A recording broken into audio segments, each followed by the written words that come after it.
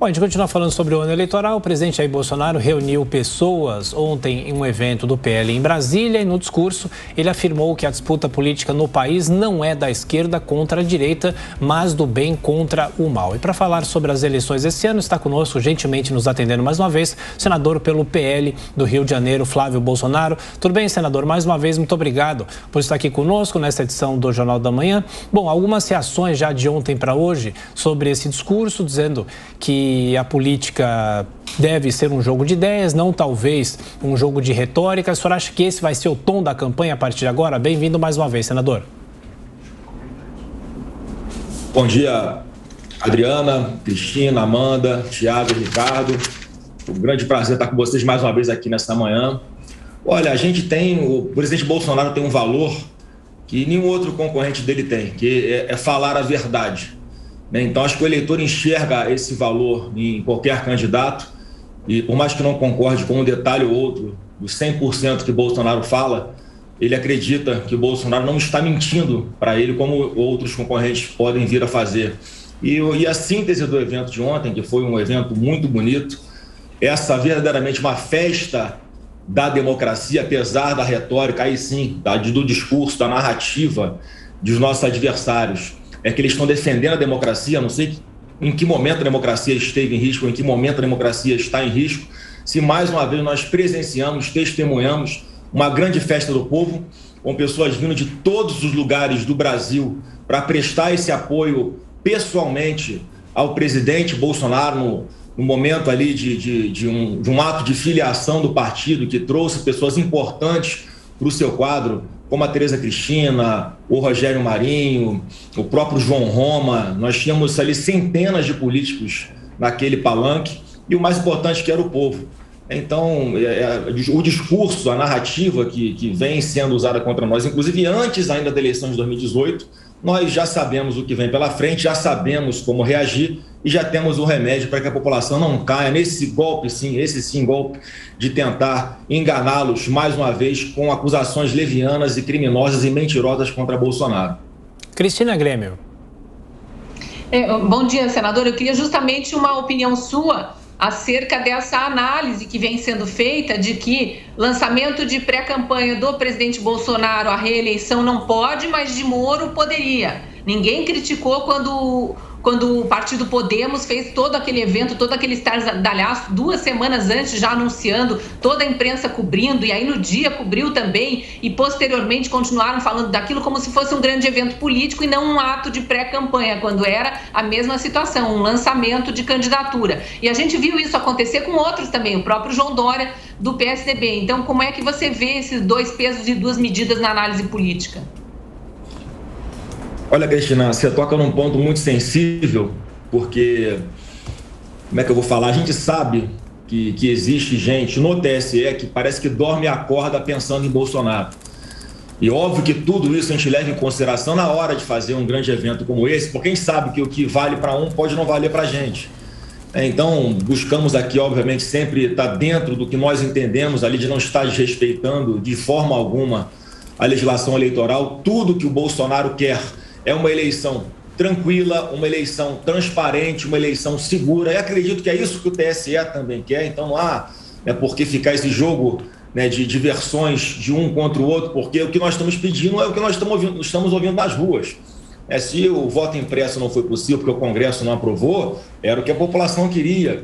Se tem ali cerca de 20% da população, segundo pesquisas oficiais, que eu sou bastante cético em relação a elas, mas se tem 20% oficialmente da população que não confia 100% nas urnas, é preciso que o TSE tome medidas para que isso não aconteça, como já tem tomado, inclusive, já vi algumas publicadas, inclusive em Diário Oficial, que vem a trazer, sim, segurança jurídica às eleições e, no meu ponto de vista, pelo menos, dificulta as possibilidades de manipulações nos resultados. Então, é uma preocupação grande, Cristina, porque a gente fez o evento de ontem, por exemplo, muito preocupado com isso.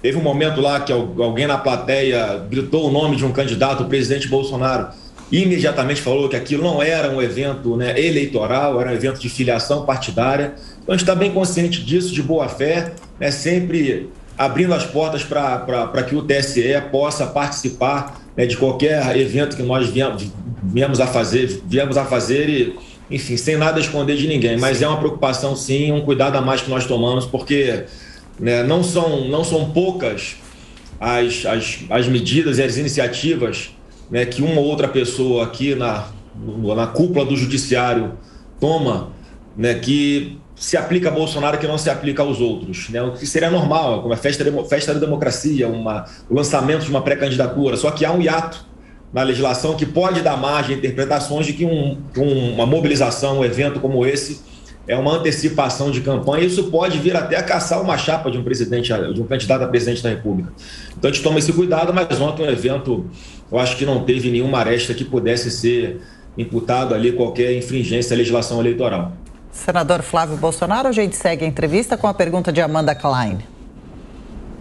Senador, bom dia. O senhor deixou a bola quicando, então eu vou me dar o direito a fazer duas rápidas perguntas. Primeiro, se o senhor não acha que o fato do PL, partido do senhor, do presidente Bolsonaro, ter entrado no TSE para pedir, para dizer que manifestações livres de artistas violam a lei eleitoral, isso não abre um precedente perigoso, até para que comícios como o de ontem, do presidente Bolsonaro, esse evento de filiação de campanha, possam também ser considerados como propaganda eleitoral antecipada? O senhor não acha aí que há uma contradição, um antagonismo entre essa decisão e o que de fato aconteceu ontem, por exemplo?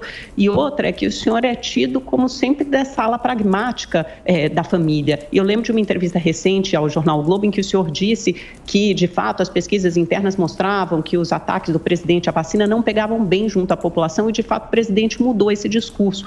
Qual será a estratégia, a tática de campanha? Porque o presidente ganhou fôlego no último Datafolha e nas pesquisas mais recentes, né? Ele teve uma leve recuperação. O que as pesquisas internas de vocês, do PL, mostram que está funcionando? Qual deve ser a estratégia implementada na campanha?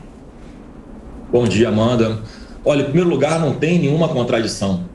Porque o que eu estou falando aqui, o nosso cuidado ao fazer o evento de ontem, como é sempre, vai ser daqui para frente, é não permitir com que as brechas que existem na legislação eleitoral, aquilo que pode ser subjetivamente interpretado contra nós, que nós não possamos diminuir a possibilidade disso resultar em alguma infringência por interpretação do TSE.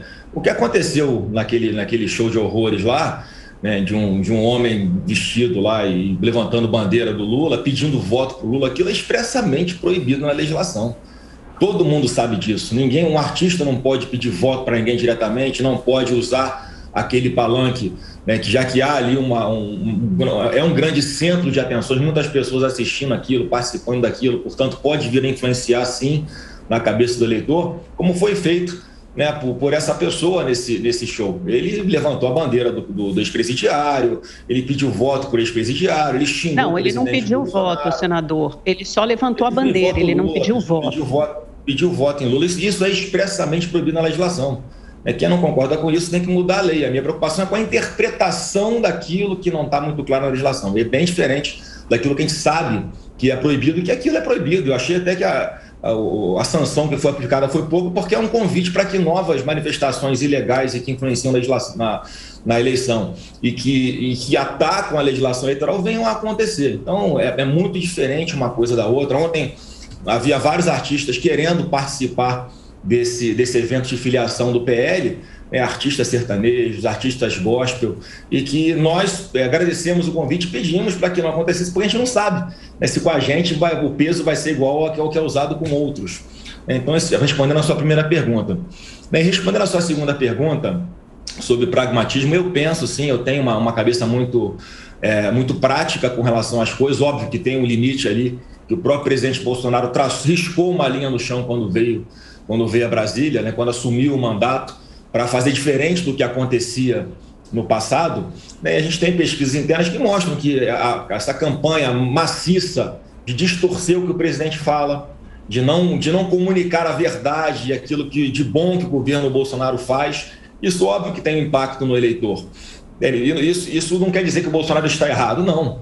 A gente tem que comunicar de uma forma diferente. Por exemplo, os eleitores nas pesquisas acham que quem comprou vacina foi o prefeito da sua cidade, foi o governador, e quem comprou todas as vacinas de Covid no Brasil foi o governo Bolsonaro. Isso é inegável, isso é um fato, não dá para você querer distorcer isso. E a população, as pesquisas mostram que a população percebe de uma forma diferente Então, assim, óbvio que a gente tem essa preocupação, mas com relação ao pragmatismo que você citou, eu fico muito feliz, Amanda, de uma coisa já que eu não sei se alguém vai perguntar, mas acho importante falar aqui, que tentam comparar sempre a saída do pseudo-centrão, né, do Bolsonaro, o pseudo-centrão, como se fosse algo igual ao que o PT fez no passado. É completamente diferente também, Amanda, porque, né, sendo pragmático, é muito diferente, como acontecia no passado, um governo comprar com mala de dinheiro votos de deputado, e agora, com alianças com aqueles parlamentares que já têm votado conosco no parlamento, no Congresso, na Câmara e no Senado Federal, você permitir que eles participem das tomadas de decisões sobre o que é feito com o orçamento, por exemplo. Isso é totalmente legítimo, democrático. E, do meu ponto de vista, é um pragmatismo positivo. Então, hoje, o PL é o maior partido do Brasil já, são 65 deputados. Ontem houve o anúncio oficial do apoio dos republicanos ao presidente Bolsonaro nessa campanha de 2022. O Progressistas também já está conosco. Então, estou falando de 3 partidos já estão na base do presidente Bolsonaro, que hoje somados tem 152 deputados federais, ou seja, 30% da Câmara. Isso, sem dúvida alguma, não é ir para o centrão por causa de poder. Não é impossível você governar sem ter esses partidos, né, que são a grande maioria ali na Câmara dos Deputados e no Senado Federal. Então, eu estou bem feliz com esse momento, e ainda em breve teremos mais anúncios de partidos que podem vir para essa composição conosco. Bom, nós continuamos aqui com o senador Flávio Bolsonaro, agora 8h43. Repita. 8h43. Bom, senador, agora a pergunta de Ricardo Salles. Temos mais 3 minutinhos para encerrar a entrevista. Salles. Flávio, acho que não precisa ficar muito preocupado com esse xingamento, porque ser xingado por quem não presta é elogio.